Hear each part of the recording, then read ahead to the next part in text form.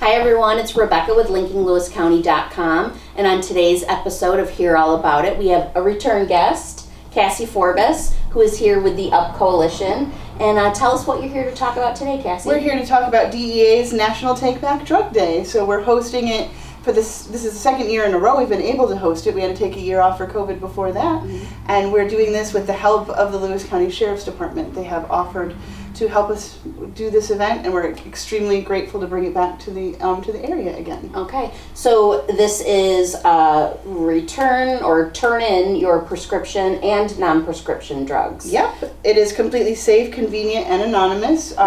We have 2 locations this year. One is at the Lawville Fire Hall, and one at the gym, the Lions Falls Gym. It's the Old Falls Pharmacy parking lot. It's a drive-through event, so you don't even have to get out of your cars. A volunteer will come up and help you dispose of what you need to, and you also get a goodie bag as well. Oh, great. Yeah. That's excellent. So these, we should mention, these are pills, liquids. Pills, liquids, patches, if you have a fentanyl patch, anything like that, anything that's expired or unused, maybe you didn't use all of your prescription, those are fine. Maybe you have some old expired medications in your medicine cabinet that you're just not using anymore. The more that we take out of the hands of our youth or aren't accessible to people who might be wanting to take them, the better it is. Especially, these events are specific so that you don't flush them down the toilets, you don't throw them away. These will go with the Sheriff's Department. We filled up an entire Suburban last year. We're hoping to do the same again this year. Right. He'll take them to Syracuse to incinerate them. So this is no questions asked, whatever you have. We do have one request though, that you do not bring any sharps. If you have needles or if you have diabetic insulin, that kind of thing, we're not going to take that. There are different locations that you can ask about. Yeah, you mentioned for us it's up at the hospital. I believe so. I think the hospital has one. We also have permanent drop-off locations in the hospital, in their lobby. They have a drop-off location. Kinney Drugs has a new drop-off location as well. But it's always good to call ahead and check to see what medications they'll take. Some can't take like scheduled drugs, like so your fentanyl and things like that. Others can take other things. As well as every one of the rural health centers now have containers. So if you have a couple of pills that are extra or like half a bottle of medications, you can take them to South Louis Health Center, Beaver River Health Center, Copenhagen Health Center, even down here in Lawville at the Dan Street Partners here. And they have a way to dispose of medications through a program that we started. So that's been helpful as well. Anytime we can start more programs like this, the better. Absolutely. So you mentioned it quickly, but for me, I think the biggest takeaway from this interview, it would be why it is so important that medications get turned in. So let's go back to that again and really kind of discuss that more in depth. Absolutely. There are a lot of people, older people who might have grandchildren in the house. I know when someone passes at hospice, there's medications left over. That can be disconcerting for people, and it's hard to know what to do with these things.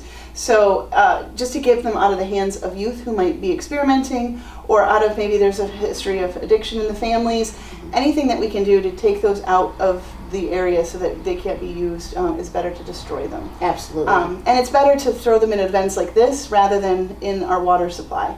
Right, so flushing down the toilet, you feel like you're taking care of the issue, but you're really not. You're just putting it to a different level of society, per se. It's not I mean, if that's the only thing you can do, I suppose, but we also, throughout the year, have little doTERRA containers, packages that you can get from us or a lot of different places around the area where you can do your own disposal and make sure that the medications actually... Also, too, I imagine it's better than, again, throwing them in your garbage. This way, I'm assuming the prescription pill bottles, for example, will be recycled. Yes. Okay. Yeah, everything gets taken care of. Everything is handled with the Sheriff's Department. They are really an asset to have in this. Absolutely. And they're happy to do it every year for us. So that's really great to partner with them. All right. Okay, so just to wrap things up again, let's mention again when this day is. This is Saturday, April 30th. We're doing it from 10 to 2 locations, the Lawville Fire Hall and the Falls Pharmacy parking lot. Okay, and again, you mentioned Total anonymity. Yep. It's drive-by. Drive-through. Oh, and I should mention we're also doing Narcan trainings for those who might be interested. Excellent. It's completely extra and confidential. You can just ask to speak to one of our people. It takes about 5 minutes, and you can be Narcan trained as well. Excellent. So that's an extra little That's thing. great. So turn in your prescriptions Turn in your the safe and prescriptions. effective way. Get a goodie bag. Yeah. Learn some Narcan training if you want, and do right by your community. So Absolutely. We let's really hope- appreciate some support. That's excellent. Well, thanks for coming in. This is Thank a very you. important day, and I hope we get a lot of people turning in those prescriptions the right way. We'll follow up and let you know. All right, great. Thanks for coming in. Thank you.